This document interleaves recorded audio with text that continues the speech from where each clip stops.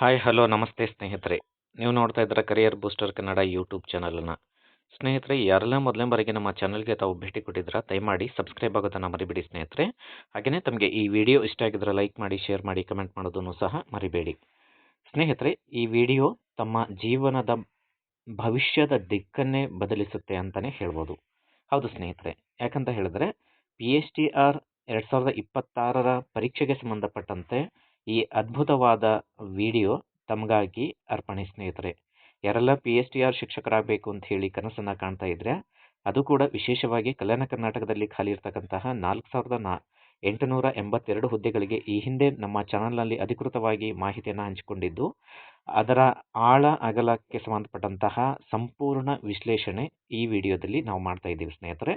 ದಯಮಾಡಿ ಪ್ರತಿಯೊಬ್ಬ ಆಕಾಂಕ್ಷಿಗಳು ಸಹ ಹಾಗೂ ಸ್ಪರ್ಧಾತ್ಮಕ ಪರೀಕ್ಷೆಯನ್ನು ಎದುರಿಸ್ತಕ್ಕಂತಹ ಪ್ರತಿಯೊಬ್ಬ ಆಕಾಂಕ್ಷಿಗಳು ಈ ಒಂದು ವಿಡಿಯೋನ ಲೈಕ್ ಮಾಡೋದ್ರ ಮೂಲಕ ಹಾಗೆಯೇ ತಮ್ಮ ಎಲ್ಲ ಸ್ನೇಹಿತರಿಗೆ ಹೆಚ್ಚೆಚ್ಚು ಶೇರ್ ಮಾಡೋದ್ರ ಮೂಲಕ ನಮಗೆ ಪ್ರೋತ್ಸಾಹಿಸಬೇಕು ಸ್ನೇಹಿತರೆ.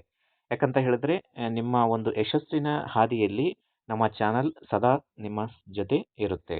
ಹಾಗಾಗಿ ಈ PSTR ಎಕ್ಸಾಮ್ಗೆ ಸಂಬಂಧಪಟ್ಟಂತೆ ನಿಮ್ಮ ಯಶಸ್ಸಿಗೆ ಸಂಪೂರ್ಣ ಮಾರ್ಗಸೂಚಿಯನ್ನು ಈ ಒಂದು ವಿಡಿಯೋದಲ್ಲಿ ನಾವು ಹೇಳ್ತಾ ಹೋಗ್ತೀವಿ ಸ್ನೇಹಿತರೆ. ಈ ವಿಡಿಯೋ ತುಂಬ ಲಾಂಗ್ ಆಗುತ್ತೆ, ದಯಮಾಡಿ ಪೇಷನ್ಸಿಂದ ಯಾರೆಲ್ಲ PSTR ಶಿಕ್ಷಕರ ಆಗಲೇಬೇಕು ಅಂತ ಹೇಳಿ ತಾವು ಕನಸನ್ನು ಕಂಡಿರ್ತೀರಾ ಅವರಿಗೋಸ್ಕರ ಈ ವಿಡಿಯೋ ಸೀಮಿತವಾಗಿರುತ್ತೆ. ಹಾಗಾಗಿ ತಾವೆಲ್ಲರೂ ಕೂಡ ವಿಚಲಿತರಾಗದೆ ಸಂಪೂರ್ಣವಾಗಿ ಪಿನ್ ಟು ಪಿನ್ ಈ ವಿಡಿಯೋನ ಸ್ಕಿಪ್ ಮಾಡದೆ ಕೊನೆ ತನಕ ಮಿಸ್ ಮಾಡದೆ ನೋಡಿದ್ದೇ ಆದರೆ ಖಂಡಿತವಾಗ್ಲೂ 2026ರ ಈ PSTR ಶಿಕ್ಷಕರ ಒಂದು ಹುದ್ದೆಯನ್ನು ಪಡೆಯೋದರಲ್ಲಿ ಯಾವುದೇ ಅನುಮಾನವಿಲ್ಲ ಸ್ನೇಹಿತರೆ. ಹೌದು, ಈಗ ತಡ ಮಾಡದೆ ಈ ವಿಡಿಯೋನ ಸ್ಟಾರ್ಟ್ ಮಾಡೋಣ ಸ್ನೇಹಿತರೆ. ತಾವಿಲ್ಲಿ ನೋಡ್ತಾ ಇದ್ದೀರಾ PSTR ಶಿಕ್ಷಕರಿಗೆ ಸಂಬಂಧಪಟ್ಟಂತೆ ಈ ಹಿಂದೆ 2015ರಲ್ಲಿ ಏನು ಪರೀಕ್ಷೆ ನಡೆದಿತ್ತು, 2015ರಿಂದ 2026ರ ಈ ಒಂದು ಅವಧಿಯನ್ನು ನಾವು ತೆಗೆದುಕೊಂಡರೆ ಸುಮಾರು 10 ವರ್ಷಗಳ ಕಾಲಾವಧಿ PSTR ಪರೀಕ್ಷೆ ಕರ್ನಾಟಕದಲ್ಲಿ ನಡೆದೇ ಇಲ್ಲ. ಹಾಗಾಗಿ ಈ 2015ರಂದು ನಡೆದಿರತಕ್ಕಂತಹ ಆ ಒಂದು PSTR ಪರೀಕ್ಷೆಗೆ ಸಂಬಂಧಪಟ್ಟಂತೆ ಸ್ಪರ್ಧಾರ್ಥಿಗಳ ಒಂದು ಕಾಂಪಿಟೇಷನ್ ಯಾವ ಥರ ಇತ್ತು ಅಂತ ಹೇಳಿ ಒಂದು ಕಡೆ ನೋಡೋದಾದರೆ, ಹಾಗೆಯೇ 2026ರಲ್ಲಿ ಒಟ್ಟು TET ಪಾಸ್ ಆಗಿರತಕ್ಕಂತಹ ಒಂದು ಅಭ್ಯರ್ಥಿಗಳ ಒಂದು ಸಂಖ್ಯೆಗೆ ಅನುಗುಣವಾಗಿ ನಾವು ಈ ವಿಡಿಯೋನ ತಯಾರಿಸ್ತಾ ಇದ್ದೀವಿ ಸ್ನೇಹಿತರೆ. ಇದರಲ್ಲಿ ವಿಶೇಷವಾಗಿ ಗಮನ ಹರಿಸಬೇಕಾಗಿರೋದು, ನಾವು 2015ರಲ್ಲಿ ನಡೆದಂತಹ ಈ ಒಂದು PSTR ಪರೀಕ್ಷೆಯ ಒಂದು ಮೂಲ ಬುನಾದಿಯ ಒಂದು ಅನುಸಾರವಾಗಿ ನಾವು ಈ ಒಂದು PSTR 2026ರನ್ನು ಎದುರಿಸಬೇಕಾಗಿರುತ್ತೆ ಸ್ನೇಹಿತರೆ. ಹಾಗಾಗಿ ತಾವೆಲ್ಲರೂ ಕೂಡ ಭಯಭೀತರಾಗದೆ ಒಂದು ಆತ್ಮವಿಶ್ವಾಸದಿಂದ ಈ ವಿಡಿಯೋನ ನೋಡ್ತಾನೆ ಇಲ್ಲಿ ಕೊಟ್ಟಿರ್ತಕ್ಕಂತಹ ಪ್ರತಿಯೊಂದು ಪಾಯಿಂಟ್ಸ್ನ ತಾವು ತೀಕ್ಷ್ಣವಾಗಿ ಗಮನಿಸುತ್ತಾ ತಮ್ಮ ಒಂದು ಕಾನ್ಫಿಡೆನ್ಸನ್ನು ಹೆಚ್ಚು ಮಾಡ್ಕೋಬೇಕು ಸ್ನೇಹಿತರೆ. ಹೌದು, ಈ 2015ರಂದು ನಡೆದಿರ್ತಕ್ಕಂತಹ ಪ್ರಥಮ ಬಾರಿಯ ಒಂದು PSTR ಶಿಕ್ಷಕರಿಗೆ ಸಂಬಂಧಪಟ್ಟಂತೆ ಸ್ಪರ್ಧೆ ಬಂದ್ಬಿಟ್ಟು ಕಡಿಮೆ ಇತ್ತು. ಹಾಗಾಗಿ ಈ 2026ರಲ್ಲಿ ಸ್ಪರ್ಧೆ ಅತಿ ಹೆಚ್ಚು ಇರುತ್ತೆ ಅಂತ ಹೇಳೋಕ್ಕಾಗಲ್ಲ. ಯಾಕಂದರೆ ಈ ಹಿಂದೆ ನಾವು pin to pin with numbers ಅನಾಲಿಸಿಸ್ನ ಮಾಡಿದ್ದೀವಿ. ವಿಶೇಷವಾಗಿ ಕಲ್ಯಾಣ ಕರ್ನಾಟಕದ ಅಭ್ಯರ್ಥಿಗಳಿಗೆ ಕಾಂಪಿಟೇಷನ್ ಎಷ್ಟು ಅನ್ನೋದ್ರ ಬಗ್ಗೆ ಸಂಕ್ಷಿಪ್ತವಾದ ಒಂದು ವಿವರವನ್ನು ವಿಡಿಯೋವನ್ನು ಈ ಒಂದು ನಮ್ಮ ಚಾನಲ್ ಮೂಲಕ ಮಾಡಿದ್ದೀವಿ. ಖಂಡಿತವಾಗ್ಲೂ ತಮಗೆ ಆ ವಿಡಿಯೋ ಬೇಕು ಅಂತ ಹೇಳಿದರೆ ನಮ್ಮ ಚಾನಲ್ನ ಡಿಸ್ಕ್ರಿಪ್ಷನ್ ಲಿಂಕ್ ಮೂಲಕ ತಾವು ಆ ವಿಡಿಯೋವನ್ನು ಸಹ ನೋಡ್ಬೋದು ಸ್ನೇಹಿತರೆ. ಹಾಗಿದ್ರೆ 2026ರಲ್ಲಿ PSTR ನೇಮಕಾತಿಗೆ ಸಂಬಂಧಪಟ್ಟಂತೆ ತೀವ್ರ ಸ್ಪರ್ಧೆ ಇರುತ್ತಾ? ಇಲ್ಲ ಸ್ನೇಹಿತರೆ, ಇಲ್ಲಿ ತೀವ್ರ ಸ್ಪರ್ಧೆ ಅಂತ ಹೇಳ್ತಾ ಇರೋದು ಒಟ್ಟು TET ಪಾಸ್ ಆಗಿರತಕ್ಕಂತಹ ಪತ್ರಿಕೆ 1 ಹಾಗೂ ಪತ್ರಿಕೆ 2ಕ್ಕೆ ಸಂಬಂಧಪಟ್ಟಂತೆ 4 ಲಕ್ಷಕ್ಕೂ ಹೆಚ್ಚು ಜನ TETಯನ್ನು ಈ ಸಾರಿ ಉತ್ತೀರ್ಣ ಆಗಿರ್ತಾರೆ, ಒಟ್ಟು ಓವರಾಲ್ 2015 ಟು ಟಿಲ್ ಟುಡೇ. ಹೀಗಾಗಿ ಈ ಒಂದು TET ಪರೀಕ್ಷೆಯಲ್ಲಿ 2026ರಲ್ಲಿ ಅತಿ ಹೆಚ್ಚು ಅಭ್ಯರ್ಥಿಗಳು ಇದ್ದರೂ ಸಹ ವಿಶೇಷವಾಗಿ ಪತ್ರಿಕೆ 1 ಅಂದರೆ PSTR ಶಿಕ್ಷಕರಾಗಬೇಕಂತ ಹೇಳಿದರೆ ಪತ್ರಿಕೆ 1ನ ಎಲಿಜಿಬಲ್ ಆಗಿರತಕ್ಕಂತಹ TET ಅಭ್ಯರ್ಥಿಗಳು ಮಾತ್ರ ನಿಮಗೆ ಕಾಂಪಿಟೇಷನ್ ಇರ್ತಾರೆ. ಹಾಗಿದ್ರೆ ಸ್ಪರ್ಧೆ ಎಷ್ಟೇ ತೀವ್ರವಾಗಿರಲಿ ಯಶಸ್ಸಿನ ಮೂಲ ಮಂತ್ರ ಒಂದೇ. ಹೌದು, ಹಾಗಿದ್ರೆ ಸ್ಪರ್ಧೆ ಎಷ್ಟೇ ಇರಲಿ, ಯಾವುದೇ ಪರೀಕ್ಷೆ ಆಗಿರ್ಬೋದು, ಸ್ಪರ್ಧಾತ್ಮಕ ಪರೀಕ್ಷೆ ಅಂದರೆ ಅದರಲ್ಲಿ ಸ್ಪರ್ಧೆ ಇದ್ದೇ ಇರುತ್ತೆ. ಅದು ಸ್ಪರ್ಧೆ ತೀವ್ರತರವಾಗಿದ್ದರೂ ಸಹ ಓಕೆ, ಹಾಗೆಯೇ ಕಡಿಮೆ ಸ್ಪರ್ಧೆ ಇದ್ದರೂ ಸಹ ಓಕೆ. ಅಲ್ಲಿ ಮೇನ್ ಇಂಟೆನ್ಷನ್ ಇಂಪಾರ್ಟೆಂಟ್ ಏನು ಅಂತ ಹೇಳಿದ್ರೆ, ಅಲ್ಲಿ ನಿರಂತರ ಸಿದ್ಧತೆ ಇದ್ದವರಿಗೆ ಮಾತ್ರ ಯಾವುದೇ ಒಂದು ಸರ್ಕಾರಿ ಹುದ್ದೆ ಆಗಿರ್ಬೋದು ದಕ್ಕುತ್ತೆ ಸ್ನೇಹಿತರೆ. ಹಾಗಾಗಿ ಯಾರೆಲ್ಲ ತಾವು ತಪಸ್ಸನ್ನು ಕೂಡ್ತಾ ಇದ್ದೀರಾ PSTR ಶಿಕ್ಷಕರಾಗಬೇಕು ಅಂತ ಹೇಳಿ, ತಾವೆಲ್ಲರೂ ಕೂಡ ನಿರಂತರ ಸಿದ್ಧತೆ ಅಂತಕ್ಕಂಥದ್ದು ಮೂಲ ಮಂತ್ರವನ್ನು ಮಾಡ್ಕೋಬೇಕು. ಹಾಗಿದ್ರೆ ಅಧಿಕೃತ ಮಾಹಿತಿ ಇಲ್ಲದಿದ್ದಾಗ ನಮ್ಮ ದಾರಿ ಯಾವುದು ಅಂತಕ್ಕಂಥದ್ದು. ಅಂದರೆ ಈ 2015ರಿಂದ 2026 ಇಲ್ಲಿಯವರೆಗೂ ಸಹ ಯಾವುದೇ ಒಂದು PSTRಗೆ ಸಂಬಂಧಪಟ್ಟಂತೆ ನೇಮಕಾತಿಗಳು ನಡೆದಿಲ್ಲ. ಹಾಗಾಗಿ ಅಲ್ಲಿ 2015ರಲ್ಲಿ ನಡೆದಂತಹ ಆ ಒಂದು ಪ್ರಶ್ನೆ ಪತ್ರಿಕೆಯ ಒಂದು ಬ್ಲೂ ಪ್ರಿಂಟನ್ನು ನಾವು ಇಟ್ಕೊಂಡು ಈ 2026ರಲ್ಲಿ ನಡೆಸ್ತಕ್ಕಂತಹ PSTR ಶಿಕ್ಷಕರಿಗೆ ಸಂಬಂಧಪಟ್ಟಂತೆ ಸಿದ್ಧತೆಯನ್ನು ನಡೆಸಬೇಕಾಗಿರುತ್ತೆ. ಹಾಗಾಗಿ ಅಧಿಕೃತ ಮಾಹಿತಿ ಇಲ್ಲ ಅಂತ ಹೇಳಿದರೂ ಕೂಡ ನಾವು ಕೈಕಟ್ಟಿ ಕೂಡುವ ಹಾಗಿಲ್ಲ ಸ್ನೇಹಿತರೆ. ಹೌದು, ಸರ್ಕಾರದಿಂದ ಸ್ಪಷ್ಟ ಮಾದರಿ ಬರುವ ಮುನ್ನ ನಾವು ಕೈಕಟ್ಟಿ ಕೂರಬೇಕೇ? ಖಂಡಿತ ಇಲ್ಲ. ಯಾಕಂತ ಹೇಳಿದ್ರೆ 2015ರ ಒಂದು ಪ್ರಶ್ನೆ ಪತ್ರಿಕೆಯನ್ನು ನಾವು ಬೇಸಾಗಿ ತೆಗೆದುಕೊಂಡು ಈ 2026ರಲ್ಲಿ ತಾವು PSTR ಶಿಕ್ಷಕರಿಗೆ ಸಂಬಂಧಪಟ್ಟಂತೆ ಕಪ್ಪನ್ನು ಯಾವ ಥರ ಗೆಲ್ಲಬೇಕು ಅಂತಕ್ಕಂತಹ ಒಂದು ಯಶಸ್ಸಿನ ಕೀಲಿಕೈ ಈ ನಮ್ಮ ಒಂದು ವಿಡಿಯೋ ಸ್ನೇಹಿತರೆ. ನಮ್ಮ ಯಶಸ್ಸಿನ ರಹಸ್ಯದ ದಾರಿ ಏನು ಅಂತ ಹೇಳಿದ್ರೆ 2015ರ ಪ್ರಶ್ನೆ ಪತ್ರಿಕೆಯ ಒಂದು ಸಂಪೂರ್ಣ ಅನಾಲಿಸಿಸನ್ನು ನಾವು ಮಾಡೋದ್ರ ಮೂಲಕ ಈ 2026ರ PSTR ಶಿಕ್ಷಕ ಹುದ್ದೆಯನ್ನು ಪಡಿಬೇಕು. ಹಾಗಾಗಿ ತಾವೆಲ್ಲರೂ ಕೂಡ ನಿಶ್ಚಿಂತೆಯಿಂದ ಇದ್ದು ಪ್ರತಿಯೊಂದು ನಾವು ಹೇಳ್ತಕ್ಕಂಥ ಪಾಯಿಂಟ್ಸ್ನ ನೋಟ್ ಮಾಡ್ಕೊಳ್ಳಿ ಸ್ನೇಹಿತರೆ. ಹಾಗಿದ್ರೆ 2015ರ ಪ್ರಶ್ನೆ ಪತ್ರಿಕೆ ಇದೊಂದು ಹಳೆಯ ಪೇಪರ್ ಅಲ್ಲ, ನಮ್ಮ ದಿಕ್ಸೂಚಿ. ಹೌದು ಸ್ನೇಹಿತರೆ. ಯಾಕಂತ ಹೇಳಿದ್ರೆ ನಮಗೆ ಈಗಾಗಲೇ ನಡೆದಂತಹ ಪ್ರತಿಯೊಂದು ಸ್ಪರ್ಧಾತ್ಮಕ ಪರೀಕ್ಷೆಯ ಒಂದು ಪ್ರಶ್ನೆ ಪತ್ರಿಕೆಯನ್ನು ನೋಡಿದಾಗ 2015ರಲ್ಲಿ ನಡೆದಿರ್ತಕ್ಕಂತಹ ಕೇವಲ ಒಂದೇ ಒಂದು ಪ್ರಶ್ನೆ ಪತ್ರಿಕೆ ನಮಗೆ ಮೂಲ ಬುನಾದಿಯಾಗಿರುತ್ತೆ. ಹಾಗಾಗಿ ಈ ಒಂದು 2015ರ ಒಂದು ಪ್ರಶ್ನೆ ಪತ್ರಿಕೆ ನಮಗೆ ತಳಹದಿ ಮತ್ತು ಮೂಲ ಬುನಾದಿಯಾಗಿದ್ದು ಅದು ಕೇವಲ ನಮ್ಮ ಈಗ ದಿಕ್ಸೂಚಿಯಾಗಿರುತ್ತೆ. ಹೌದು, ಈಗ ನಮ್ಮ ದಿಕ್ಸೂಚಿ ಏನಿದ್ರು 2015ರಲ್ಲಿ ನಡೆದಂತಹ PSTR ಪರೀಕ್ಷೆಗೆ ಸಂಬಂಧಪಟ್ಟಂತಹ ಪ್ರಶ್ನೆ ಪತ್ರಿಕೆ. ಆ ಒಂದು ಬೇಸ್ ಮೇಲೆ ನಾವು 2026ರಲ್ಲಿ ಯಾವ ಥರನಾಗಿ ನಾವು ಪರೀಕ್ಷೆಯನ್ನು ಎದುರಿಸಬೇಕು ಅಂತದ್ರ ಕಡೆ ಸಿದ್ಧತೆಯನ್ನು ಮಾಡಬೇಕು. ಹಾಗಿದ್ರೆ ಈ 2026ರಲ್ಲಿ ನಾವು ಏನು ಮಾಡಬೇಕು ಅಂತ ಹೇಳಿದ್ರೆ ಒಟ್ಟು 125ಕ್ಕೂ ಹೆಚ್ಚು ಅಂಕಗಳನ್ನು ಗಳಿಸುವುದರ ಮೂಲಕ ನಾವು ಟಾಪ್ 10ನಲ್ಲಿ ಇರಬೇಕು. ಹಾಗಿದ್ರೆ ಈ ಗುರಿ ತಲುಪಿದರೆ ಮಾತ್ರ ಸರ್ಕಾರಿ ನೌಕರಿಯ ಬಾಗಿಲು ತೆರೆಯುವುದು ಶತಸಿದ್ಧ. 100% ಶೋರ್. ಯಾರೆಲ್ಲ 120+ ತೆಗೆದುಕೊಳ್ತೀರಾ ಅವರೆಲ್ಲರೂ ಕೂಡ ಈ ಒಂದು PSTR ಶಿಕ್ಷಕರಾಗುವುದರಲ್ಲಿ ಅನುಮಾನವಿಲ್ಲ. The 2015 exam had 150 total marks, while the pattern for 2026 might change. The structure is our best starting point for preparation. ಹೌದು, 2015ರಲ್ಲಿ ನಡೆದಂತಹ ಒಂದು PSTR ಪತ್ರಿಕೆ 150 ಅಂಕಗಳಿಗಿತ್ತು. ಹಾಗಾಗಿ 2026ರಲ್ಲೂ ಕೂಡ ಅಂತಹ ಒಂದು ಅತಿ ಹೆಚ್ಚು ಬದಲಾವಣೆ ಏನು ಆಗಲ್ಲ ಸ್ನೇಹಿತರೆ. ಅದೇ ಒಂದು ಬ್ಲೂ ಪ್ರಿಂಟ್ ಆಧಾರವಾಗಿಯೇ ಈ ಒಂದು 2026ರ ಪರೀಕ್ಷೆ ನಡೆಯುತ್ತೆ. ಹಾಗಾಗಿ ನಮ್ಮ ದಿಕ್ಸೂಚಿ ಯಾವುದು ಅಂತ ಹೇಳಿದ್ರೆ 2015ರಲ್ಲಿ ನಡೆದಂತಹ ಪ್ರಶ್ನೆ ಪತ್ರಿಕೆ. ಅದರ ಬೇಸ್ ಮೇಲೆ ನಾವು ಖಂಡಿತವಾಗ್ಲೂ ಯಶಸ್ಸನ್ನು ಸಾಧಿಸಬಹುದು. ಹಾಗಾಗಿ ಸ್ನೇಹಿತರೆ, ದಯಮಾಡಿ ತಮ್ಮ ಸಲಹೆ ಸೂಚನೆಗಳನ್ನು ಕಮೆಂಟ್ ಬಾಕ್ಸ್ ಮೂಲಕ ತಿಳಿಸುತ್ತಾ ಈ ಒಂದು ವಿಡಿಯೋಗೆ ತಮ್ಮ ಒಂದು ಲೈಕ್ ಖಂಡಿತವಾಗ್ಲೂ ಬೇಕಾಗುತ್ತೆ ಸ್ನೇಹಿತರೆ. ಹಾಗೆಯೇ ಈ ಒಂದು PSTR ಶಿಕ್ಷಕರ ಒಂದು 2015ರಲ್ಲಿ ನಡೆದಂತಹ ಒಂದು ಪರೀಕ್ಷೆಯ ಸಿಲೆಬಸ್ ಯಾವ ಥರ ಇತ್ತು ಅಂತಕ್ಕಂಥದ್ರ ಬಗ್ಗೆ ನಾವು ನೋಡ್ತಾ ಹೋಗೋಣ. 2015ರ ವಿಷಯವಾರು ಅಂಕಗಳ ಹಂಚಿಕೆಯನ್ನು ಇಲ್ಲಿ ಕೊಡಲಾಗಿದೆ ಸ್ನೇಹಿತರೆ. ತಾವೆಲ್ಲರೂ ಕೂಡ ದಯಮಾಡಿ ವಿಡಿಯೋ ಲಾಂಗ್ ಆದರೂ ಕೂಡ ನೋಡಿದ್ದೇ ನಿಜವಾಗಿದ್ದರೆ ಖಂಡಿತವಾಗ್ಲೂ ತಾವು PSTR ಶಿಕ್ಷಕರಾಗಲು ತುಂಬ ಯೂಸ್ಫುಲ್ ವಿಡಿಯೋ ಇದಾಗಿರುತ್ತೆ ಸ್ನೇಹಿತರೆ. ತಾವಿಲ್ಲಿ ಗಮನಿಸ್ತಾ ಇದ್ದೀರಾ, ಒಟ್ಟು 7 ಘಟಕಗಳನ್ನಾಗಿ ಈ ಒಂದು PSTR ಪರೀಕ್ಷೆಗೆ ಸಂಬಂಧಪಟ್ಟಂತೆ ಪ್ರಶ್ನೆ ಪತ್ರಿಕೆಯನ್ನು ಡಿವೈಡ್ ಮಾಡಲಾಗುತ್ತೆ. ಅದರಲ್ಲಿ ಪ್ರಮುಖವಾಗಿರ್ತಕ್ಕಂತಹ ಮೊದಲನೇ ಒಂದು ಘಟಕ ಶಿಶು ಮನೋವಿಜ್ಞಾನ ಮತ್ತು ವಿಕಸನ, ಅಂದರೆ ಚೈಲ್ಡ್ ಡೆವಲಪ್ಮೆಂಟ್ ಮತ್ತು ಪೆಡಗಾಗಿಗೆ ಸಂಬಂಧಪಟ್ಟಂತಹ ಒಂದು ಸಬ್ಜೆಕ್ಟ್ ಇರುತ್ತೆ. ಅದರಲ್ಲಿ 25 ಅಂಕಗಳಿಗೆ ಸಂಬಂಧಪಟ್ಟಂತಹ ಈ ಒಂದು ಸೈಕಾಲಜಿ ಇರುತ್ತೆ. ಹಾಗೆಯೇ ಸಾಮಾನ್ಯ ಇಂಗ್ಲೀಷ್ ಅಂದರೆ ಜನರಲ್ ಇಂಗ್ಲೀಷ್ ಬಂದುಬಿಟ್ಟು ಟೋಟಲ್ 25 ಮಾರ್ಕ್ಸ್ಗಿರುತ್ತೆ. ಹಾಗೆಯೇ ಕಂಪ್ಯೂಟರ್ ಸಾಕ್ಷರತೆ ಬಂದುಬಿಟ್ಟು 25 ಅಂಕಗಳಿಗಿರುತ್ತೆ. ಹಾಗೆಯೇ ಕನ್ನಡ ಭಾಷೆ 20, ಹಾಗೆಯೇ ಪರಿಸರ ಅಧ್ಯಯನ ಅಥವಾ ಸಮಾಜ ವಿಜ್ಞಾನ 20 ಮಾರ್ಕ್ಸ್ಗೆ ಇದ್ದರೆ ಗಣಿತ ವಿಷಯಕ್ಕೆ ಸಂಬಂಧಪಟ್ಟಂಗೆ 20 ಅಂಕಗಳು ತಮಗೆ ಇರುತ್ತೆ. ಹಾಗೆಯೇ ಜನರಲ್ ನಾಲೆಡ್ಜ್ ಬಂದುಬಿಟ್ಟು ಸಾಮಾನ್ಯ ಜ್ಞಾನ 15 ಅಂಕಗಳಿಗೆ ಇರುತ್ತೆ. ಒಟ್ಟು 150 ಅಂಕಗಳ ಈ PSTR ಪತ್ರಿಕೆ ಕೇವಲ ಒಂದೇ ಪತ್ರಿಕೆಯಾಗಿರುತ್ತೆ ಸ್ನೇಹಿತರೆ. ಹಾಗಾಗಿ ತಾವು ಎಲ್ಲರೂ ಕೂಡ ಈ ಒಂದು PSTR ಶಿಕ್ಷಕರಾಗಬೇಕು ಅಂತ ಹೇಳಿದ್ರೆ ಈ 150 ಅಂಕಗಳ ಒಂದು ಪ್ರಶ್ನೆ ಪತ್ರಿಕೆಯ ಒಂದು ಬ್ಲೂ ಪ್ರಿಂಟನ್ನು ತೆಗೆದುಕೊಂಡು ಪ್ರತಿಯೊಂದು ಘಟಕವನ್ನು ಆಧರಿಸಿ ತಾವು ಅಧ್ಯಯನವನ್ನು ಮಾಡಿದ್ದೇ ಆದರೆ ಖಂಡಿತವಾಗ್ಲೂ 2026ರಲ್ಲಿ ತಾವು ಈ ಒಂದು PSTR ಶಿಕ್ಷಕ ಹುದ್ದೆಯನ್ನು ಪಡೆಯಬಹುದು. ಸ್ನೇಹಿತರೆ, ಈ ಒಂದು ಸಬ್ಜೆಕ್ಟ್ ಮತ್ತು ವಿತ್ ಮಾರ್ಕ್ಸ್ನ ನಾವು ಇಲ್ಲಿ ಕೊಟ್ಟಿದ್ದೀವಿ. ಇದನ್ನು ಸ್ಕ್ರೀನ್ಶಾಟ್ ಮಾಡಿ ಅಥವಾ ಬರೆದಿಟ್ಟುಕೊಳ್ಳಿ. ನಿಮ್ಮ ಅಧ್ಯಯನವನ್ನು ನಂತರ ತಾವು ಸ್ಟಡಿ ಮಾಡೋಕ್ಕೆ ತುಂಬ ಹೆಲ್ಪ್ಫುಲ್ ಆಗುತ್ತೆ.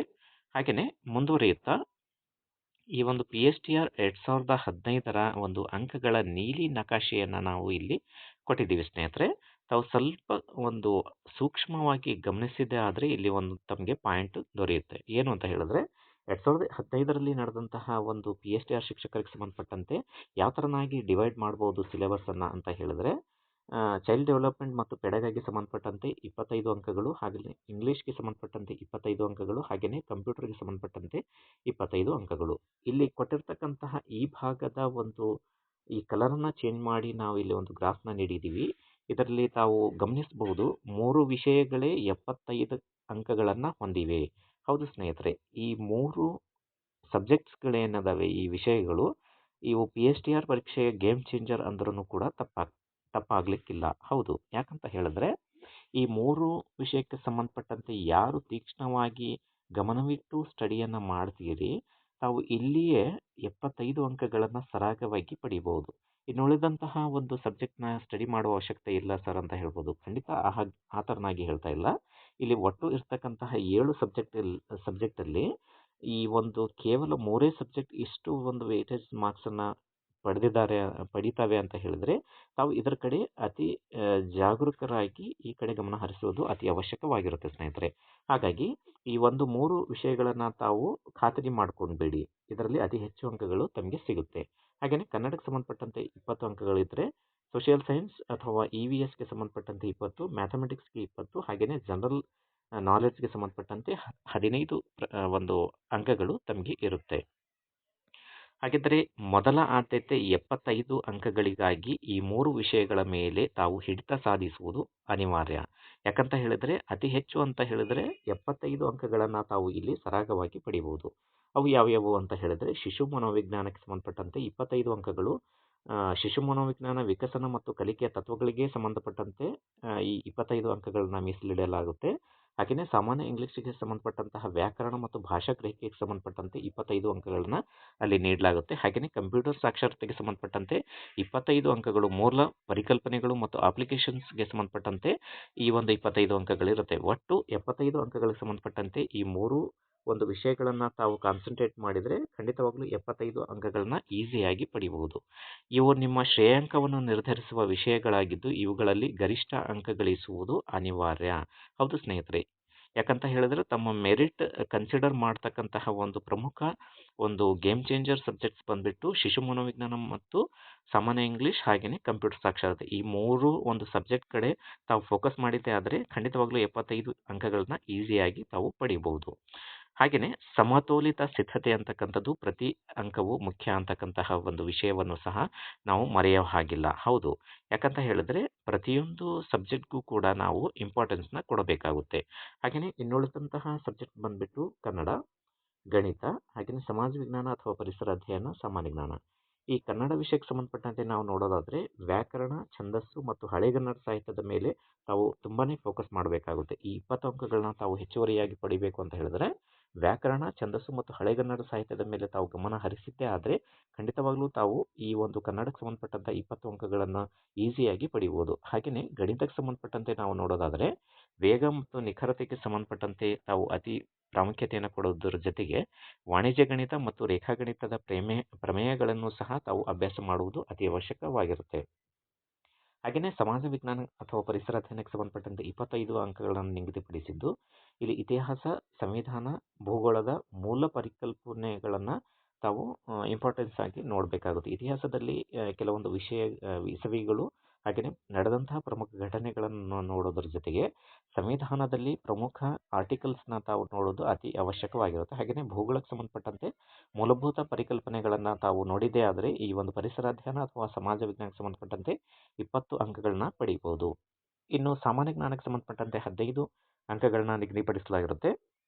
ಈ ಒಂದು ಸಾಮಾನ್ಯ ಜ್ಞಾನವನ್ನು ತಾವು ನಿರ್ಲಕ್ಷಿಸಬೇಡಿ. ಯಾಕಂತ ಹೇಳಿದ್ರೆ ಡೈಲಿ ತಾವು ಇಂದಿನಿಂದಲೇ ದಿನಪತ್ರಿಕೆಗಳು ಮತ್ತು ಪ್ರಚಲಿತ ಘಟನೆಗಳ ಕಡೆ ತಾವು ಗಮನ ಹರಿಸಿದ್ದೇ ಆದರೆ ಈ ಒಂದು ಸಾಮಾನ್ಯ ಅಧ್ಯಯನ ಅಥವಾ ಸಾಮಾನ್ಯ ಜ್ಞಾನವೂ ಸಹ ನಿಮ್ಮ ಕೈ ಹಿಡಿಯುವುದರಲ್ಲಿ ಅನುಮಾನವಿಲ್ಲ ಸ್ನೇಹಿತರೆ.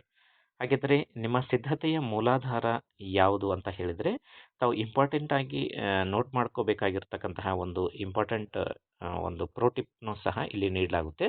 ನಿಮ್ಮ ಸಿದ್ಧತೆಯ ಮೂಲಾಧಾರ ಯಾವುದು? ಸರ್ಕಾರಿ ಪಠ್ಯಪುಸ್ತಕಗಳು. ಹೌದು ಸ್ನೇಹಿತರೆ, ತುಂಬ ಸ್ನೇಹಿತರು ಅನೇಕ ಮಾರುಕಟ್ಟೆಯಲ್ಲಿ ಸಿಗ್ತಕ್ಕಂತಹ ಪುಸ್ತಕಗಳ ಕಡೆಗೆ ಗಮನ ಹರಿಸ್ತಾರೆ.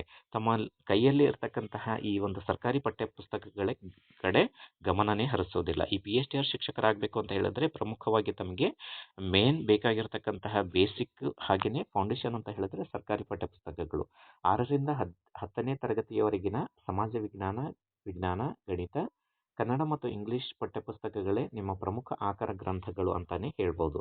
ಹೌದು, ಯಾಕಂತ ಹೇಳಿದ್ರೆ 6ರಿಂದ 10ನೇ ತರಗತಿಗೆ ಸಂಬಂಧಪಟ್ಟಂತ ಎಲ್ಲ ಟೆಕ್ಸ್ಟ್ ಬುಕ್ಗಳನ್ನ ತಾವು ತಮ್ಮ ಕಡೆ ಇಟ್ಕೊಂಡಿದ್ದೇ ಆದರೆ, ಅದನ್ನು ರೆಫರ್ ಮಾಡಿದ್ದೇ ಆದರೆ, more over all including TET ಮತ್ತು PSTR ಹಾಗೆಯೇ GPSTRಗೆ ಸಂಬಂಧಪಟ್ಟಂಥ ಪ್ರತಿ ಪ್ರಶ್ನೆ ಪತ್ರಿಕೆಗಳನ್ನು ತಾವು ತೆಗೆದು ನೋಡಿದರೂ ಕೂಡ ಅಲ್ಲಿ ಸಿಗ್ತಕ್ಕಂತಹ ಅನೇಕ ಪ್ರಶ್ನೆಗಳು ಈ ಒಂದು 6 to 10 ಸಂಬಂಧಪಟ್ಟಂತಹ ಈ ಸ್ಟೇಟ್ ಸಿಲೆಬಸ್ಗೆ ಸಂಬಂಧಪಟ್ಟಂಥ ಪಠ್ಯಪುಸ್ತಕಗಳಲ್ಲಿ ಹೆಚ್ಚಿಗಿರ್ತವೆ ಸ್ನೇಹಿತರೆ. ಹಾಗಿದ್ರೆ ಪ್ರೋ ಟಿಪ್ ಏನು ಅಂತಕ್ಕಂಥದ್ದನ್ನು ನಾವು ನೋಡೋದಾದರೆ, ಪುಸ್ತಕಗಳು ತಮ್ಮ ಕಡೆ ಇಲ್ಲ ಅಂತಕ್ಕಂತಹ ಒಂದು ಕೊರಗನ್ನು ತಾವು ಇದ್ದರೆ ಅದನ್ನು ಮರ್ತು ಬಿಡಿ. ಯಾಕಂತ ಹೇಳಿದರೆ ಈಗೇನಿದ್ರು ಇಂಟರ್ನೆಟ್ ಜಮಾನ. ಹಾಗಾಗಿ ಗೂಗಲ್ನಲ್ಲಿ ತಾವು KTBS ಅಂತ ಹೇಳಿ ಒಂದು ಸರ್ಚ್ ಮಾಡೋದ್ರ ಮೂಲಕ ತಮಗೆ ಬೇಕಾದಂತಹ ಸರ್ಕಾರಿ ಪಠ್ಯಪುಸ್ತಕಗಳು ಉಚಿತವಾಗಿ ದೊರೆಯುತ್ತವೆ. ಅಲ್ಲಿ PDF ಕೂಡ ತಾವು ಡೌನ್ಲೋಡ್ ಮಾಡ್ಕೋಬಹುದು. ಹಾಗಾಗಿ ತಾವು ನಿಜಕ್ಕೂ ಒಂದು ಏನಾದರೂ ಸಾಧಿಸಬೇಕು, ಸಾಧನೆ ಮಾಡಬೇಕು ಅಂತ ಹೊರಟಿದ್ರೆ ಜಗತ್ತೇ ತಮ್ಮ ಕೈಯಲ್ಲಿ ಇರುತ್ತೆ ಅಂತಕ್ಕಂತಹ ಒಂದು ವಿಚಾರ ಕೂಡ ತಾವು ನೆನಪಿಟ್ಕೋಬೇಕಾಗುತ್ತೆ ಸ್ನೇಹಿತರೆ. ಹಾಗಿದ್ರೆ ಯಶಸ್ಸಿನ ಸೂತ್ರ ಏನು ಅಂತಕ್ಕಂಥದ್ರ ಬಗ್ಗೆ ನಾವು ನೋಡೋದಾದರೆ, ಕೇವಲ ಓದುವುದು ಮಾತ್ರ ಯಶಸ್ಸಿನ ಗುಟ್ಟಲ್ಲ, ಹಾಗೆಯೇ ಅಭ್ಯಾಸ ಮಾಡುವುದು ಸಹ ಯಶಸ್ಸಿನ ಸೂತ್ರ ಆಗಿರುತ್ತೆ. ಹಾಗಿದ್ರೆ ನಾವು ಯಾವ ಥರ ಸ್ಟಡಿ ಮಾಡಬೇಕು ಸರ್ ಅಂತ ಹೇಳಿ ತಾವೆಲ್ಲರೂ ಕೂಡ ಕೇಳ್ಬೋದು ಸ್ನೇಹಿತರೆ. ತಮಗೆ ಈ ವಿಡಿಯೋ ಇಷ್ಟ ಆಗಿದ್ದರೆ ಖಂಡಿತವಾಗ್ಲೂ ಒಂದು ಲೈಕ್ ಮಾಡೋದ್ರ ಮೂಲಕ, ಜೊತೆಗೆ ಕಮೆಂಟ್ ಮಾಡುವ ಮೂಲಕ ತಮ್ಮ ಅಭಿಪ್ರಾಯವನ್ನು ತಿಳಿಸಿದರೆ ನಮಗೆ ನೆಕ್ಸ್ಟ್ ವಿಡಿಯೋ ಯಾವ ಥರ ಮಾಡಬೇಕು ಅನ್ನೋದ್ರ ಕಡೆ ನಾವು ಮೋಟಿವೇಶನ್ ತಮ್ಮಿಂದ ತಗೋಬೋದು ಸ್ನೇಹಿತರೆ. ಯಶಸ್ಸಿನ ಸೂತ್ರ ಕೇವಲ ಓದುವುದಲ್ಲ, ಅಭ್ಯಾಸ ಮಾಡುವುದು. ಹೌದು. ಯಾವ ಥರ ಅಂತ ಹೇಳಿದ್ರೆ, ದಿನಕ್ಕೆ 6ರಿಂದ 8 ಗಂಟೆಗಳ ಕಾಲ ಸ್ವ ಅಧ್ಯಯನ ಮಾಡುವುದು ಅತಿ ಅವಶ್ಯಕ. ಅಂದರೆ self study is more important to reading. ಹೌದು, ಯಾವ ಥರ ಅಂತ ಹೇಳಿದ್ರೆ, ತಾವು ದಿನಕ್ಕೆ ಒಂದು 6ರಿಂದ 8 ಗಂಟೆಗಳ ಕಾಲ ಈ PSTR ನೇಮಕಾತಿಗೆ ಸಂಬಂಧಪಟ್ಟಂತೆ ತಾವು ರಿಸರ್ವ್ ಇಟ್ಬಿಡಿ. ಯಾಕಂತ ಹೇಳಿದ್ರೆ ಟೈಮ್ ಮ್ಯಾನೇಜ್ಮೆಂಟ್ ಅಂತಕ್ಕಂಥದ್ದು ಈ ಪ್ರತಿಯೊಂದು ಸ್ಪರ್ಧಾತ್ಮಕ ಅಭ್ಯರ್ಥಿಯ ಒಂದು ಕೀಲಿ ಕೈ ಅಂತಲೇ ಹೇಳ್ಬೋದು. ಹಾಗಿದ್ರೆ ಅದು ಆದ ನಂತರ ತಾವು ಮಾಡಬೇಕಾಗಿರ್ತಕ್ಕಂತಹ ಪ್ರಮುಖ ಅಂಶ ಅಂತ ಹೇಳಿದ್ರೆ ಓದಿದ್ದನ್ನು ಸ್ವಂತ ನೋಟ್ಸ್ ಮಾಡುವುದು. ಹೌದು, ಎಲ್ಲ ಸ್ನೇಹಿತರು ಏನು ಮಾಡಿರ್ತಾರೆ ಅಂತ ಹೇಳಿದ್ರೆ ರೆಡಿಮೇಡ್ ಇರ್ತಕ್ಕಂತಹ ಬುಕ್ಸ್ ಕಡೆ ಮಾರು ಹೋಗಿಬಿಟ್ಟು ಅವರು ಬರೀ ಓದೋದ್ರ ಕಡೆ ಮಾತ್ರ ಗಮನ ಹರಿಸ್ತಾರೆ. ಸ್ನೇಹಿತರು, ತಮಗೆ ಒಂದು ಕಿವಿ ಮಾತು, ಯಾರೆಲ್ಲ ಸಾಧಕರು ಇರ್ತಾರೆ ಅವ್ರ ಬಗ್ಗೆ ತಾವು ಗೊತ್ತು ಕೂಡ ಇರುತ್ತೆ ತಮಗೆ ಹೇಳ್ತಕ್ಕಂತಹ ಒಂದು ಕಿವಿ ಮಾತು ಏನು ಅಂತ ಹೇಳಿದ್ರೆ, ಓದೋದ್ರ ಜೊತೆಗೆ ತಮ್ಮ ಸ್ವಂತ ನೋಟ್ಸನ್ನು ಸಹ ತಾವು ಮಾಡ್ಕೊಳ್ಳೋದು ಅತಿ ಅವಶ್ಯಕ. ಯಾಕಂತ ಹೇಳಿದ್ರೆ ಪರೀಕ್ಷಾ ಸಮಯದ ಒಂದು ಪೂರ್ವಭಾವಿ ಪರೀಕ್ಷಾ ಸಮಯದಲ್ಲಿ ತಾವೇನು ಮಾಡ್ಬೋದು, ಅದನ್ನು ರಿವಿಷನ್ ಮಾಡ್ಬೋದು. ತಾವು ಬರ್ತಿರ್ತಕ್ಕಂಥದ್ದು ಆಲ್ರೆಡಿ ಮೆಮೊರಿಯಲ್ಲಿ ಸ್ಟೋರ್ ಆಗಿರುತ್ತೆ. ಹಾಗಾಗಿ ದಿನಕ್ಕೆ 6ರಿಂದ 8 ಗಂಟೆಗಳ ಕಾಲ ಸ್ವಾಧ್ಯಯನ ಮತ್ತು ಓದಿದ್ದನ್ನು ಸ್ವಂತ ನೋಟ್ಸ್ ಕೊಳ್ಳುವ ಜೊತೆಗೆ ತಮ್ಮ ರಿಸಲ್ಟ್ ಏನಾಗಿರುತ್ತೆ ಅಂತ ಹೇಳಿದ್ರೆ ಖಚಿತ ಯಶಸ್ಸು ತಮ್ಮದಾಗುತ್ತೆ ಈ PSTRಗೆ ಸಂಬಂಧಪಟ್ಟಂತೆ 2026. ಹಾಗಿದ್ರೆ ಕೋಚಿಂಗ್ ಕೇಂದ್ರಗಳು ದಾರಿ ತೋರಿಸಬಹುದು. ಹಾಗೆಯೇ ಕೋಚಿಂಗ್ ಕೇಂದ್ರಗಳು ಸಹ ದಾರಿ ತೋರಿಸಬಹುದು, ಆದರೆ ಅಂತಿಮ ಯಶಸ್ಸು ನಿಮ್ಮ ಸ್ವಂತ ಪರಿಶ್ರಮದಲ್ಲಿದೆ. ಹೌದು ಸ್ನೇಹಿತರೆ, ಕೋಚಿಂಗ್ ಸೆಂಟರ್ಗಳು ಏನಿದ್ರೂ ಕೂಡ ತಮಗೆ ಒಂದು ಗೈಡ್ ಆಗಿ ಇರಬಹುದು, ಆದರೆ ಅಲ್ಲಿಯೂ ಕೂಡ ತಾವು ಸ್ವಂತ ಪರಿಶ್ರಮ ಮಾಡಿದರೆ ಮಾತ್ರ ಈ ಯಶಸ್ಸು ಅಂತಕ್ಕಂಥದ್ದು ತಮಗೆ ಖಚಿತವಾಗಿ ಸಿಗುತ್ತೆ ಅಂತ ಒಂದು ಮಾತನ್ನು ಹೇಳ್ತಾ, ಹಾಗೆಯೇ ಮುಂದುವರಿದು ಪರೀಕ್ಷಾ ಕೊಠಡಿಯ ತಂತ್ರಗಳು ಯಾವ ಥರ ಇರ್ತವೆ. ಎಲ್ಲರೂ ಕೂಡ ಸ್ಟಡಿಯನ್ನು ಮಾಡಿರ್ತಾರೆ, ಆದರೆ ಪರೀಕ್ಷಾ ಒಂದು ಕೊಠಡಿಯಲ್ಲಿ ಇರ್ತಕ್ಕಂತಹ ಟ್ರಿಕ್ಸನ್ನು ಯೂಸ್ ಮಾಡೋದನ್ನ ಬಿಟ್ಟು ಭಯಭೀತರಾಗಿ ಏನು ಮಾಡ್ತಾರೆ, ಎಕ್ಸಾಮ್ ಫೋಬಿಯಾ ಅಂತಕ್ಕಂತಹ ಒಂದು ಲಕ್ಷಣದಿಂದ ಬಳಲಿ ಅಲ್ಲಿ ತಾವೆಲ್ಲ ಓದಿರ್ತಕ್ಕಂತಹ ಎಲ್ಲ ಒಂದು ನಾಲೆಡ್ಜ್ನ ಅಲ್ಲಿ ಕನ್ಫ್ಯೂಷನ್ ಮಾಡಿಕೊಳ್ಳುವ ಮೂಲಕ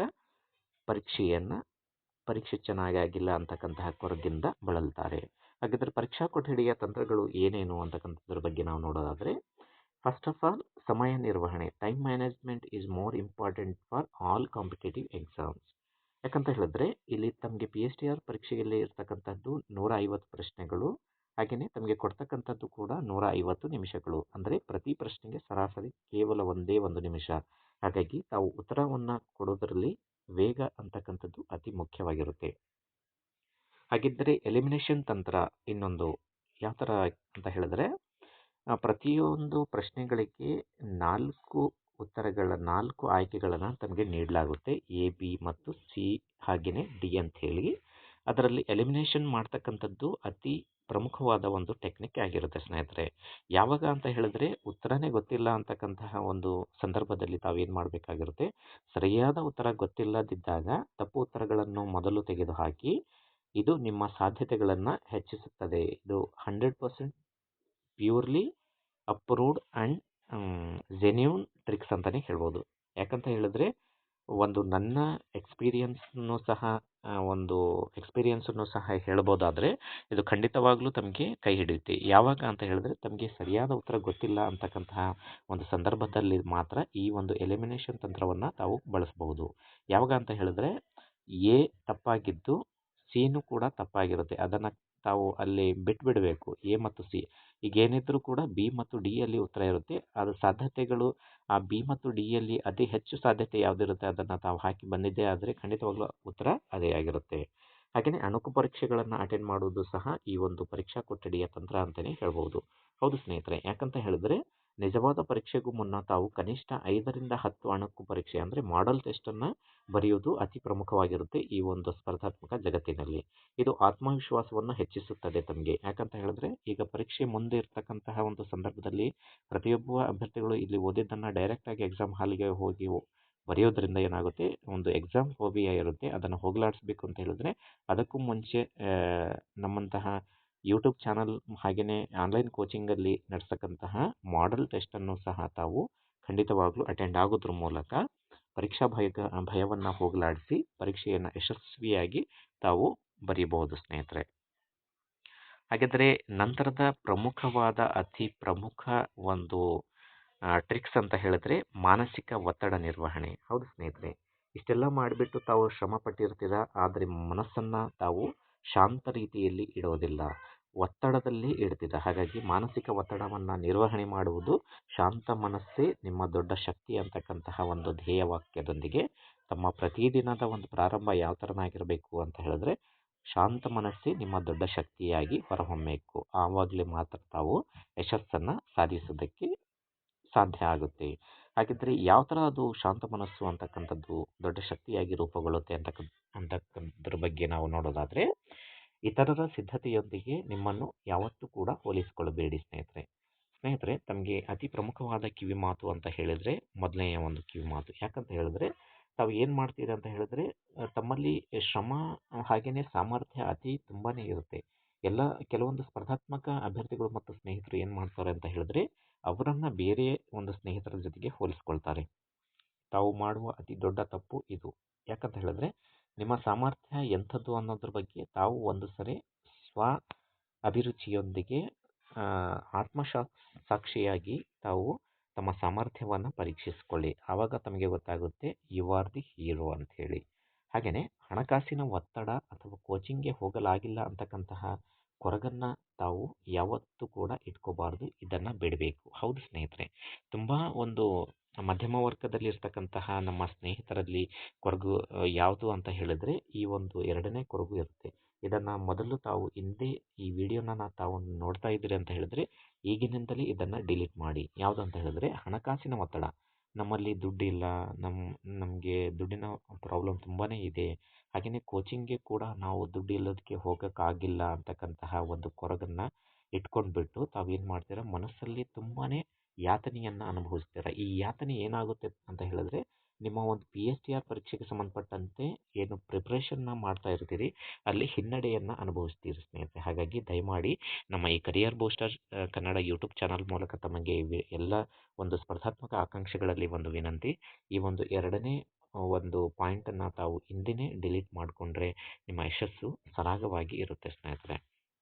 ಹಾಗಿದ್ದರೆ ಮುಂದಿನ ಒಂದು ಯಶಸ್ಸಿನ ಕೀಲಿಕೆ ಅಂತ ಹೇಳಿದ್ರೆ ಇದು ಕೇವಲ ಒಂದು ಪರೀಕ್ಷೆ, ಇದು ಜೀವನವಲ್ಲ.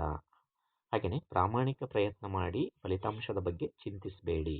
ಹೌದು ಸ್ನೇಹಿತರೆ, ತುಂಬ ಸ್ನೇಹಿತರು ಏನು ಅಂದ್ಕೊಂಡಿರ್ತಾರೆ ಅಂತ ಹೇಳಿದ್ರೆ ಪರೀಕ್ಷೆಯನ್ನೇ ತಮ್ಮ ಜೀವನ ಅಂತ ಹೇಳಿ ಭಾವಿಸಿರ್ತಾರೆ. ಸ್ನೇಹಿತರೆ, ತಮಗೆ ಒಂದು ಕಿವಿ ಮಾತು, ಪರೀಕ್ಷೆ ಅಂತಕ್ಕಂಥದ್ದು ಕೇವಲ ಒಂದು ಪರೀಕ್ಷೆ, ಇದು ಜೀವನವಲ್ಲ. ನಿಮ್ಮ ಶ್ರಮ ಹಾಗೂ ಸಾಮರ್ಥ್ಯ ಏನಿರುತ್ತೆ ಅದಕ್ಕೆ ಸಂಬಂಧಪಟ್ಟಂತೆ ತಾವು ಪ್ರಾಮಾಣಿಕವಾಗಿ ಕೆಲಸ ಮಾಡಿ ಖಂಡಿತವಾಗ್ಲೂ ತಮ್ಮ ಯಶಸ್ಸು ನಿಮ್ಮ ಕೈಯಲ್ಲಿರುತ್ತೆ. ಪ್ರಯತ್ನ ಮಾಡಿ, ಆದರೆ ಫಲಿತಾಂಶದ ಬಗ್ಗೆ ಯಾವತ್ತೂ ಕೂಡ ಚಿಂತಿಸಬೇಡಿ. ನೀವು ಖಂಡಿತವಾಗ್ಲೂ ಒಳ್ಳೆಯ ಪ್ರಯತ್ನ ಹಾಗೂ ಶ್ರಮವನ್ನು ಮಾಡಿದ್ದೇ ಆದರೆ ನಿಮ್ಮ ಸಾಮರ್ಥ್ಯ ಎಂದಿಗೂ ಕೂಡ ವೇಸ್ಟ್ ಆಗಲ್ಲ. ಅದು ಫಲಿತಾಂಶದ ರೂಪದಲ್ಲಿ ಯಶಸ್ಸಾಗಿ ಹೊರಹೊಮ್ಮುತ್ತೆ ಸ್ನೇಹಿತರೆ. ಹಾಗೆಯೇ ವೆರಿ ಇಂಪಾರ್ಟೆಂಟ್ ಒಂದು ಮಾತು ಅಂತ ಹೇಳಿದ್ರೆ, ನಮ್ಮ career booster Kannada YouTube channel ವತಿಯಿಂದ ಸ್ನೇಹಿತರೆ, ಈ PSTR ಶಿಕ್ಷಕರಿಗೆ ಸಂಬಂಧಪಟ್ಟಂತೆ 2026ರಲ್ಲಿ ಯಾರೆಲ್ಲ ಪರೀಕ್ಷೆಯನ್ನು ಬರೀತಾ ಇದ್ದೀರಾ ಅವರೆಲ್ಲರ ಒಂದು ಜೊತೆಗೆ, ಅಂದರೆ ಎಲ್ಲ PSTR ಹಾಗೆಯೇ ಸ್ಪರ್ಧಾತ್ಮಕ ಆಕಾಂಕ್ಷಿಗಳ ಜೊತೆಗೆ ನಮ್ಮ career booster Kannada YouTube channel ಸದಾ ನಿಮ್ಮ ಜೊತೆ ಇರುತ್ತೆ ಸ್ನೇಹಿತರೆ. ಹಾಗಾಗಿ ಯಾವತ್ತೂ ಕೂಡ ತಾವು ಮಾನಸಿಕ ಒತ್ತಡವನ್ನು ಹೊಂದದೆ ನಿಮ್ಮ ಶಾಂತ ಮನಸ್ಸಿನಿಂದ ನಿಮ್ಮ ಶಕ್ತಿಯನ್ನು ತೋರಿಸಿ ಈ ಒಂದು ಪರೀಕ್ಷೆಯ ಕಡೆ ಗಮನವಿಟ್ಟು ನೀವು PSTR ಶಿಕ್ಷಕರಾಗಿ ಹೊರಹೊಮ್ಮಲಿ ಅಂತಕ್ಕಂತಹ ಒಂದು ಆಶಯ ನಮ್ಮ ಕರಿಯರ್ ಬೂಸ್ಟರ್ ಕನ್ನಡ ಯೂಟ್ಯೂಬ್ ಚಾನಲ್ದು ಸ್ನೇಹಿತರೆ.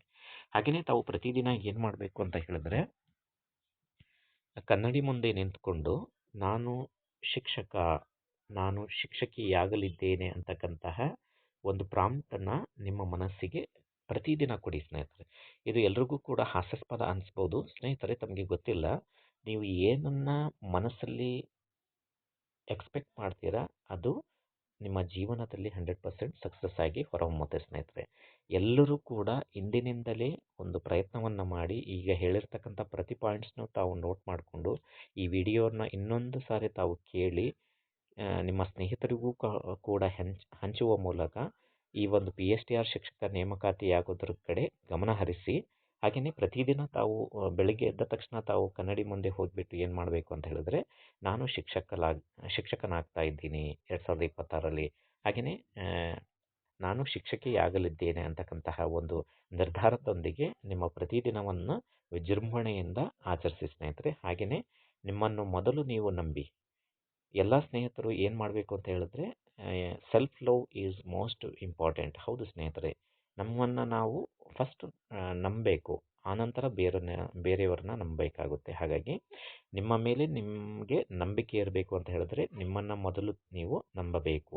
ಹಾಗೆಯೇ ನಿಮ್ಮ ಸಾಮರ್ಥ್ಯವನ್ನು ಜಗತ್ತಿಗೆ ತೋರಿಸುವ ಸಮಯ ಈಗ ಬಂದಾಗಿದೆ ಸ್ನೇಹಿತರೆ. ಚಿಂತೆ ಬಿಟ್ಟಾಕಿ. ಈ 2026 ಏನಿದ್ರೂ ಕೂಡ ಯಾರ್ದು? ನಿಮ್ಮದೇ. ಪ್ರತಿಯೊಬ್ಬ ಶಿಕ್ಷಕ ಹಾಗೂ ಶಿಕ್ಷಕಿಯ ಒಂದು ವರ್ಷ ಅಂತಲೇ ಇದನ್ನು ಆಚರಿಸೋಣ, ಯಾವಾಗ? PSTR ಶಿಕ್ಷಕರಾದಾಗ. ಹಾಗಾಗಿ ನೀವು PSTR ಶಿಕ್ಷಕರಾಗಬೇಕು ಅಂತ ಹೇಳಿದ್ರೆ ಪ್ರತಿದಿನ ನಾನು ಶಿಕ್ಷಕನಾಗಲಿದ್ದೇನೆ, ನಾನು ಶಿಕ್ಷಕಿ ಆಗ್ತಾ ಇದ್ದೇನೆ ಅಂತಕ್ಕಂತಹ ಒಂದು ಮೋಟಿವೇಶನನ್ನು ಪಡ್ಕೊಂಡು ಜಗತ್ತಿಗೆ ತೋರಿಸ್ತಕ್ಕಂತಹ ಒಂದು ಸಮಯ ಈಗ ಬಂದಾಗಿದೆ. ತಾವು ರೆಸ್ಟ್ ಮಾಡ್ದೇ ಇಂದಿನಿಂದಲೇ ನಿಮ್ಮ ಗುರಿಯ ಕಡೆ ಪಯಣ ಇರಲಿ.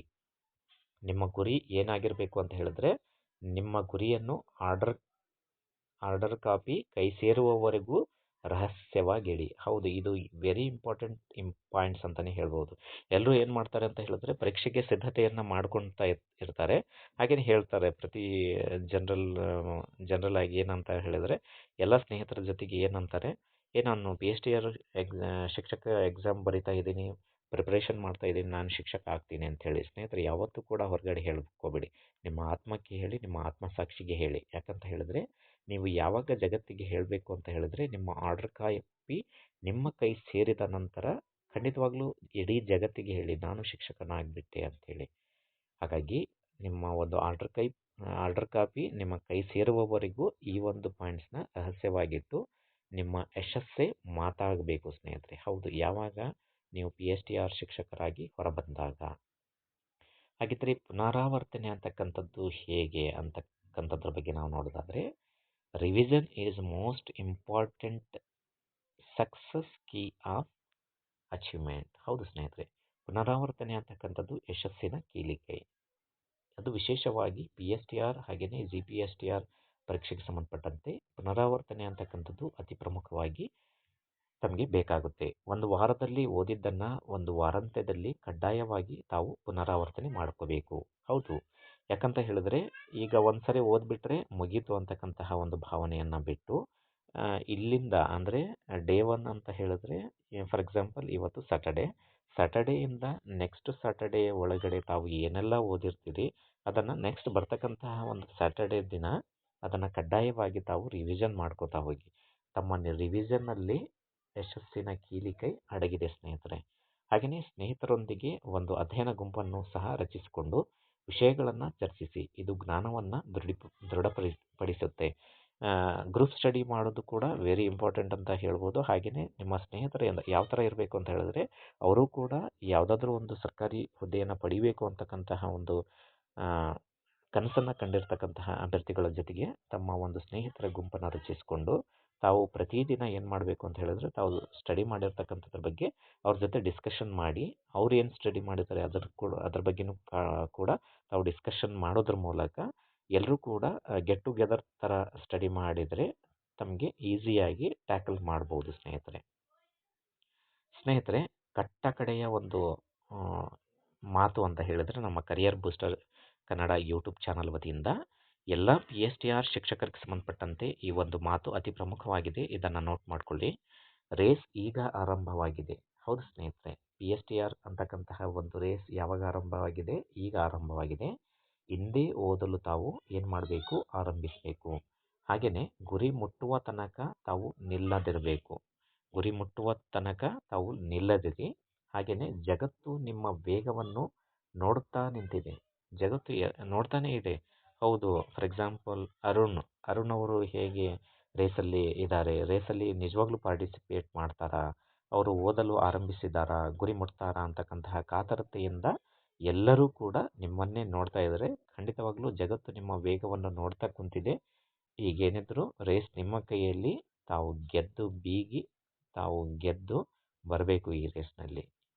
ನಿಮ್ಮ ಪ್ರತಿಯೊಬ್ಬ PSTR ಆಕಾಂಕ್ಷಿಗಳ ಜೊತೆಗೆ ಸದಾ ನಿಮ್ಮ ಜೊತೆ ಇರತಕ್ಕಂಥದ್ದು ನಮ್ಮ career booster Kannada YouTube channel ಸ್ನೇಹಿತರೆ. ಹಾಗಾಗಿ ನಿಮ್ಮ ಯಶಸ್ಸಿನ ಪಯಣದಲ್ಲಿ ಸದಾ ನಮ್ಮ ಚಾನಲ್ ಯಾವತ್ತೂ ಕೂಡ ಇರುತ್ತೆ.